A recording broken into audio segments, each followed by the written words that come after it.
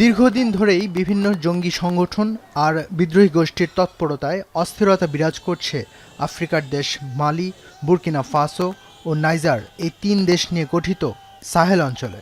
সম্প্রতি এসব গোষ্ঠী আরও মাথাচাড়া দিয়ে উঠেছে। গেল সেপ্টেম্বর থেকে প্রধান সড়কগুলোতে অবরোধ তৈরি করেছে তারা। জায়গায় জায়গায় আটকে দিচ্ছে জ্বালানি ট্যাঙ্কার, আমদানি করা পণ্যের যানবাহন। চলমান উত্তেজনা সাহেল অঞ্চলকে আরও বিচ্ছিন্ন করে দিয়েছে, যার প্রভাব পড়ছে অর্থনীতিতে, বাড়ছে নিত্যপণ্যের দাম, তৈরি হচ্ছে সামাজিক অস্থিরতা ও নিরাপত্তা সংকট।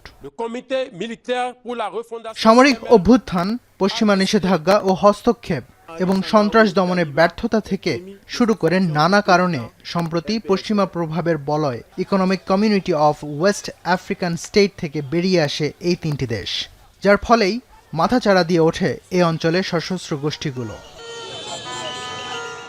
নিরাপত্তা সংকট নিরসনে পশ্চিমা শক্তি ব্যর্থ ভেবে সাহেল অঞ্চল ভিড়ে রাশিয়া ও চীনের মতো পরাশক্তির কাছে। তবে এখন পর্যন্ত আশানুরূপ পরিবর্তন না আসায় মালি, বুর্কিনা ফাসো ও নাইজার একত্রে একটি যৌথ সামরিক বাহিনী গঠনের ঘোষণা দিয়েছে। মালির রাজধানী বামাকোতে অ্যালায়েন্স অফ সাহেল স্টেট এর উদ্যোগে 2 দিন ব্যাপী সাহেল সম্মেলন থেকে এ ঘোষণা আসে। এই যৌথ সামরিক শক্তিতে থাকবে 3 দেশের 5000 সৈন্য, যাদের মূল লক্ষ্য হবে সাহেল অঞ্চলের নিরাপত্তা নিশ্চিত এবং অর্থনৈতিক উন্নয়ন। বিশেষজ্ঞদের মতে সাহেল অঞ্চলে চলমান সংকট নিরসনে একটি সামরিক জোট হয়তো কিছুটা সহায়তা করতে পারবে, তবে আঞ্চলিক অস্থিরতা বন্ধে প্রয়োজন রাজনৈতিক পদক্ষেপ। ফাজলে রাব্বি খান, এখন বিশ্ব।